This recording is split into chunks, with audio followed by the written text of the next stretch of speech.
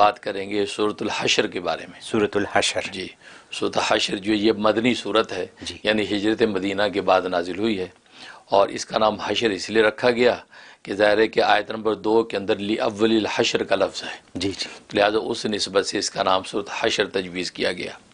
اور اس کے اندر 24 آیات ہیں، بڑی صورت نہیں، 24 آیات ہیں، اور اس کا جو تدوین کے اعتبار سے 59 نمبر ہے، 59 نمبر ہے۔ اور اس میں جو اول الحشر کا جو لفظ ہے، اس کے پیچھے ایک واقعہ ہے۔ اچھا، اصل میں اس کا ایک نام تو سورۃ حشر ہے، اور بعض صحابہ اکرام اور تابعین اس کو سورۃ بنی نذیر کے نام سے بھی کہتے تھے۔ اچھا، سورۃ بنی نذیر اس لیے کہتے تھے کہ یہود کا ایک قبیلہ تھا مدینے میں جس کا جو بنی نذیر کہلاتا تھا، اس کے ساتھ رسول اللہ صلی اللہ علیہ وسلم کا ایک معاہدہ ہوا تھا، تو اس پس منظر میں اس صورت کا نزول ہوا، اور اس صورت کا نام حشر بھی رکھا گیا، اور سورۃ بنی نذیر کے نام سے بھی اس کو پکارا جاتا ہے۔ اور وہ ہوا یہ کہ نبی کریم صلی اللہ علیہ وسلم جب مدینہ طیبہ تشریف لائے تو ظاہر وہاں یہودیوں کی بہت بڑی تعداد آباد تھی، اور یہ وہ یہود تھے جو یروشلم سے، بیت المقدس سے یہاں آ کر آباد اس لیے ہوئے تھے کہ مدینہ طیبہ میں نبی آخر زماں ظاہر ہوں گے، لہذا ہم ان کے حلقہ بگوش ہو کر دنیا کو فتح کر لیں گے اور دشمنوں کو زیر کر دیں گے، اچھا، اس لیے وہ آگے آباد ہوئے تھے۔ اب وہ صدیاں گزر گئیں، اب ان کے آگے نسلوں کی نسلیں چلتی رہیں۔ اب جب رسول اللہ صلی اللہ علیہ وسلم مبعوث ہوئے تو ان کی اولادوں نے، جو بڑے آئے تھے، ان کی اولادوں نے رسول اللہ کی ناقدری کی، ان کو تسلیم نہیں کیا، بلکہ ان کے خلاف سازشیں کی اور ان کی تکذیب کی۔ تو مدینہ میں جب آپ آئے تو آپ نے ان یہودیوں کے ساتھ معاہدہ کیا کہ آپ بھی مدینہ میں رہتے ہیں، کیونکہ خیبر میں وہ لوگ رہتے تھے، تو ہم بھی مدینہ میں اب آباد ہو گئے ہیں، انصار لے کے آ گئے ہیں، اب آپس میں رہنے سہنے کے حوالے سے ہم کچھ معاہدہ کرتے ہیں۔ لہذا آپس میں بھی یہ معاہدہ طے ہوا کہ اگر مدینہ طیبہ پر باہر سے کوئی دشمن حملہ کرے گا، ہم دونوں مل کے اس دشمن کا مقابلہ کریں گے، اور اگر ہم میں سے کسی ایک پر کسی نے حملہ کیا، یہ تکلیف پہنچی، تو دوسرا اس کا مددگار ہوگا۔ تو یہ آپس میں طے ہو گیا۔ تو معاہدہ طے ہونے کے بعد کیا ہوا کہ انہوں میں جو قبیلہ بنی نذیر تھا، اس نے کچھ ریشہ دوانیاں شروع کر دیں، کیونکہ نبی پاک صلی اللہ علیہ وسلم کے حلقے میں کچھ منافقین بھی شامل تھے۔ منافقین ادھر تو رسول اللہ صلی اللہ علیہ وسلم کے ساتھ رابطے میں رہتے، مسلمانوں میں وہ گھلتے ملتے، اور ادھر جو ہے وہ دشمنوں کے ساتھ بھی، ادھر یہود کے ساتھ بھی خبریں پہنچاتے، اور ان کی خبریں ادھر سے ادھر لاتے، اور ان کو کہتے کہ تم حملہ کرو، تم یہ تکلیف پہنچاؤ، ہم تمہارے ساتھ ہیں۔ تو یہ حرکتیں کر رہے تھے۔ تو نبی کریم صلی اللہ علیہ وسلم قبیلہ بنی نذیر کے ساتھ معاہدے کے لیے گئے کہ کچھ چیزیں طے کرنی ہیں۔ آپ جب قبیلے میں پہنچے ہیں تو قبیلہ بنی نذیر والوں نے کیا شرارت کی کہ جو مجلس کی جگہ تھی کہ یہاں آپ تشریف فرما ہوں گے، تو اوپر ایک شخص کو بٹھا دیا اور ایک بڑا پتھر اس کو دے دیا، کہا کہ تم یہ پتھر لڑکا دینا، اور وہ پتھر جب رسول اللہ صلی اللہ علیہ وسلم پر گرے گا تو آپ ہلاک ہو جائیں گے، نعوذ باللہ۔ ہاں، تو گویا کہ آپ کو شہید کرنے کا انہوں نے پلان کر لیا، اور جناب وہ مجلس سے لگی، اور جیسے ہی آپ بیٹھے ہیں تو وحی کے ذریعے سے اللہ تبارک و تعالی نے آپ کو مطلع کر دیا کہ جلدی سے اٹھ جائیے۔ اس لیے انہوں نے یہ سازش کر رکھی ہے، آپ جلدی سے اٹھ گئے۔ جب اٹھے ہیں تو اس کے بعد جو وہ پتھر اس جگہ پہ گرا، تو نبی پاک صلی اللہ علیہ وسلم نے اس کے بعد تشریف لے آئے، ان کو پھر لکھ کے بھیج دیا، اب تمہارا ہمارا معاہدہ ختم ہے، اس لیے کہ تم نے عہد شکنی کی ہے، اب تمہیں ہم اتنی مدت مقرر کرتے ہیں، اتنی مدت میں تم اپنا مال سمیٹ لو، سوائے ہتھیاروں کے باقی سب چیز لے جا سکتے ہو، ہتھیار لے جانے کی اجازت نہیں ہے، باقی گھر کا ساز و سامان، مال و دولت جو لے جانا لے جاؤ، ہمیں اس سے کوئی سروکار نہیں ہے۔ جب یہ بات ہو گئی تو منافقین نے کیا کیا کہ بنی نذیر والوں سے رابطہ کر کے کہا کہ بھئی جانے وانے کی ضرورت نہیں ہے، ہم تمہارے ساتھ ہیں، اگر کل کو ایسی صورت حال پیش آئی ہم تمہارے لیے لڑیں گے، ہم تمہاری طرف سے ڈٹے رہو، بیٹھے رہو۔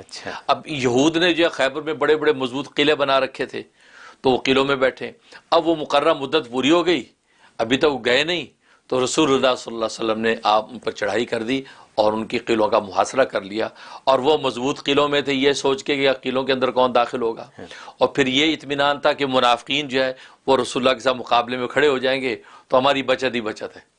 ہوا یہ کہ منافق تو نالائق ہوتا ہے، وہ تو دونوں طرف چلتا ہے، منافق ہی ہوتا ہے، وہ انہوں نے کچھ نہیں کیا۔ اب یہود پریشان، اب آپ نے جب محاصرہ کر لیا تو ان پر ایسا روب دبدبہ اللہ نے ڈالا کہ انہوں نے ہتھیار ڈال دیے اور معافی کی درخواست کی۔ اب فرمایا ٹھیک ہے، بس تم لوگ یہاں سے نکلو، اب اجازت نہیں ہے تمہیں یہاں ٹھہرنے کی، تو قبیلہ بنی نذیر کو وہاں سے نکال دیا۔ تو یہ اس کے اس صورت کے پیچھے واقعہ، یہ پھر صورت نازل ہوئی. اس صورت کے اندر پھر معاہدے کے حوالے سے گفتگو کی، اور پھر جو ہے اللہ نے جو ان پہ روب ڈال دیا. اور یہ اول حشر جو فرمایا کہ اللہ وہی ذات ہے کہ جس نے اہل کتاب میں سے کافروں کو ان کے گھروں میں سے نکال دیا پہلے اجتماع میں ہی. پہلے اجتماع کا مطلب کیا کہ یہ پہلی مرتبہ یہ جمع ہوئے، اور جمع ہو کر جو ہے وہ قلعوں کے اندر محصور ہوئے، اور اسی وقت اللہ نے ان پہ ایسا روب ڈالا ہے کہ اسی وقت وہ وہاں سے نکل کے جلا وطن ہو گئے. تو یہ پہلی جلا وطنی. اچھا، اس میں اول حشر میں ایک بڑا لطیف نقطہ بھی ہے، وہ یہ کہ اس کا مطلب یہ ہے کہ یہ تو پہلی جلا وطنی ہوئی جی، تو اللہ اشارہ کر رہے ہیں کہ ابھی دوسری بھی ہونی ہے، کوئی میدان حشر تو آئے گا. نہیں اس کے علاوہ دنیا میں کہ اور حشر ہونا ہے، جمع ہونا ہے. وہ کیا؟ وہ پھر پیشن گوئی پوری ہوئی حضرت عمر رضی اللہ تعالیٰ کے زمانے میں. حضرت عمر رضی اللہ تعالیٰ نے جب بیت المقدس فتح کیا اس وقت بھی یہی صورتحال پیش آ گئی، اور آپ نے یہود سے کہہ دیا تم یہاں سے نکل جاؤ. تو ان کو وہاں بیت المقدس سے یہود نکالا، دوبارہ پھر یہ ہوا، اور یعنی خیبر سے آپ ان کو نکالا، ادھر سے بیت المقدس سے نکالا. تو گویا کہ جو اول حشر میں اشارہ کہ ایک اور وقت آئے گا تو اس وقت بھی. اور تیسرا جو حشر ہے میدان آخرت کا حشر نشر، وہ تو ہونا ہی ہونا ہے. لیکن دنیا کے اندر بھی یہود ایسے بدبخت ہیں کہ دنیا میں بھی ان کے اوپر جو 2 مرتبہ یہ حشر قائم ہوا ہے، یعنی 2 مرتبہ یہ جلا وطن ہوئے، اس لیے سورت کا نام سورہ حشر رکھا ہے. اور اس سورت کے اندر جو وزن اعظم کا ذکر ہے، ایک ایسے وزن کا ذکر ہے کہ جو حصی طور پر بھی اس قدر وزن دار ہے کہ پہاڑ اس کو سہار نہ سکیں، اور مانوی طور پر بھی اس کے وزن کا عالم یہ ہے کہ پہاڑوں جیسی قوتیں اس کے سامنے ریزہ ہو جائیں. اور وہ وزن کیا ہے؟ وہ قرآن کریم کا وزن ہے، وہ کلام الہی کا وزن ہے. کہ اللہ فرماتے جیسے میری ذات کا روب، اور میں نے روب جیسے ان یہود کے دلوں میں ڈالا، اور مضبوط قلعوں کے باوجود وہ انہوں نے گھبرا کے ہتھیار ڈال دیے ہیں، اور جب کہ جب نہتے اور غریب جو ہے صحابہ تلواریں لے کے آئے تھے اور ان پر ایسا روب پڑا کہ وہ جب وہ پانی پانی ہو گئے. اسی طریقے میرے کلام کے روب کا عالم یہ ہے کہ کلام الملوکی ملوک الکلام، کہ بادشاہوں کا کلام کلاموں کا بادشاہ ہوتا ہے. تو میرے کلام کا وزن ایسا ہے کہ پہاڑ پہ اتار دیا جائے کہ لو انزلنا ھذا القرآن علی جبل، اگر پہاڑ پہ یہ قرآن اتار دیا جائے تو لرأیتہ خاشعا متصدعا من خشیۃ اللہ، تو دیکھے گا پہاڑ جو اللہ کے خوف سے ریزہ ریزہ ہو گئے. اچھا، تو یہ گویا کہ اس قرآن کریم کا حصی اور گویا کہ مانوی دونوں طرح کے وزن جو ہے اس قرآن کریم کے اندر موجود ہیں. اور قرآن جو تمہیں ہدایات دے رہا ہے، اور جو دنیا کے چھوٹے حشر دکھا کے جو بڑے حشر کی تمہیں جو خبر دے رہا ہے، اس بڑے حشر سے کبھی غافل نہ ہونا، اس بڑے حشر کی تیاری کرو، تاکہ وہاں جو ہے تم رسوا ہو کر جلا وطن ہو کر جو ہے جہنموں کے اندر نہ بنو، بلکہ اپنے وطن یعنی جنتوں کے اندر آباد ہو. تو اس لیے اللہ تبارک و تعالیٰ نے اس حقیقت کو واضح کیا. اور قرآن کریم کا حصی وزن بھی ہوتا تھا کہ حدیث میں آتا ہے جب نبی پاک صلی اللہ علیہ وسلم پر وحی نازل ہوتی، حضرت عائشہ صدیقہ رضی اللہ تعالیٰ عنہ فرماتی ہیں کہ آپ کی یہ کیفیت ہو جاتی تھی کہ سخت سردیوں میں بھی آپ کے ماتھے پہ پسینہ آتا تھا، ٹپکتا تھا پسینہ. اچھا، اتنا وزن آپ پر پڑتا تھا اس کا. اور ایک صحابی فرماتے ہیں کہ ایک مرتبہ آپ میری جو ران پہ سر رکھ کے لیٹے ہوئے تھے، اسی وقت وحی نازل ہو گئی، تو آپ کے سر کا اتنا وزن میری ران پہ محسوس ہو رہا تھا کہ مجھے لگ رہا تھا میری ران ٹوٹ جائے گی، ہڈی ٹوٹ جائے گی. اس کا مطلب ہے کہ حصی طور پر بھی اس قرآن کے نزول کا اتنا وزن تھا کہ نبی کا سینہ منور تھا کہ اس کو سہار سکتا تھا. عام جو طاقتور سے طاقتور صحابی بھی برداشت نہیں کر سکتے. آسان بات نہیں. تو یہ اللہ نے بتایا کہ قرآن کا یہ ظاہری اور باطنی ایک وزن ہے، اور لہٰذا اس وزن دار قرآن کی ہدایت کو سمجھو. ورنہ دنیا میں جس طرح تم چھوٹے چھوٹے حشروں میں رسوا ہوئے تو بڑے حشر کے وقت بھی تم رسوا ہو جاؤ گے.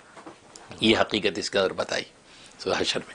اور جہاں تک اس کے فضائل و فوائد کا تعلق ہے تو ایک اس کا فائدہ یہ ہے کہ اگر جو کوئی بہت بڑی مہم اور مشکل پیش آئی ہوئی ہے تو 41 مرتبہ اس کی تلاوت کر کے ختم کر کے اس کا دعا کر لی جائے تو اللہ تبارک و تعالی اس مشکل اور مقدمے میں کامیابی دے دیتے ہیں. مقدمے کے لیے کوئی مقدمہ ہے، کوئی مشکل ہے، کوئی ایسی آفت ہے، اس کے لیے 41 مرتبہ.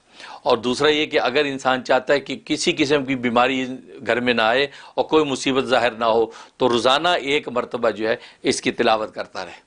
مصیبتیں نہ آنے کے ساتھ ساتھ یہ بھی ہوگا کہ مالی خوشحالی اتنی ہو جائے گی کہ مالدار کہلائے گا. مالدار لوگ کہیں کہ یہ بڑا مالدار ہے، اتنا مال اللہ عطا فرما دیں گے کہ مالداروں کی لسٹ میں آ جائے گا. لیکن روزانہ 1 مرتبہ اس کی تلاوت کرتا رہے.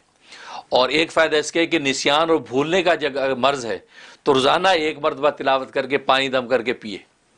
چنانچہ جن کے بچے پڑھتے ہیں، اسٹوڈنٹ ہیں، تعلیمی دنیا ہے، تو ان کو اس کا بڑا اہتمام کرنا چاہیے کہ 1 مرتبہ تلاوت کر کے روزانہ پانی بچوں کو پلاتے رہیں. انشاءاللہ ان کے دل دماغ بالکل روشن رہیں گے اور جو پڑھیں گے ان کو جو آسانی سے یاد ہوتا اور رہے جو بڑے بوڑھے ہیں جن کو کہ یہ مرض لاحق ہو جاتا ہے، بالکل یہ بڑا اچھا یاد کرا آپ نے، ڈیمنشیا ہو جاتا ہے بھولنے، بالکل اس کی پابندی کریں، اس میں عجیب تاثیر ہے کہ یہ جو وہ بھولنے کے مرض سے انسان محفوظ رہے. تو یہ ایسا ہو سکتا ہے کہ یہ پڑھ کے پانی پہ دم کر کے سارے گھر والوں کو اگر پلائیں بہت اچھا، تو ان کے ذہن کے لیے بالکل سب کے بوڑھے بچے سب کو نفع دے گی. جی یہ فائدہ اس کا. اور جہاں تک خواب میں تعبیر کا تعلق ہے تو لکھا ہے کہ اس کا مطلب یہ ہے کہ یہ آدمی جو اس کو سنے یا پڑھے، اس کا مطلب ہے یہ دین کا فساد اس میں آئے گا، لیکن فساد کے بعد پھر اصلاح پالے گا. اچھا اصلاح اس کو حاصل ہو جائے گی، توبہ کی توفیق ہو جائے گی، اور اللہ تبارک و تعالی اس کو پھر اپنے نیک بندوں میں اٹھائیں گے، یعنی گویا کہ ہدایت اس کو مل جائے گی. اور دوسرا اشارہ یہ کہ اس کے اگر کوئی ظاہری باطنی دشمن ہے تو اللہ تبارک و تعالی دشمنوں کو زیر کریں گے، اور اس کے دشمن اس کی زندگی میں ہی ہلاک ہو جائیں گے، اور یہ دیکھے گا فلاں فلاں دشمن میرا اپنی زندگی میں رسوا ہو رہا ہے، ہلاک ہو رہا ہے. گویا کہ اس لیے کہ دشمن کا ہلاک ہونا بھی انسان کے لیے تسکین کا باعث ہوتا ہے. تو یہ اگر کسی نے خواب میں دیکھا تو اللہ یہ تسکین اس کو دنیا میں عطا کریں گے. انتہائی کارآمد چیز ہے. تو یہ اس کی خواب بہت خوب، بہت خوب.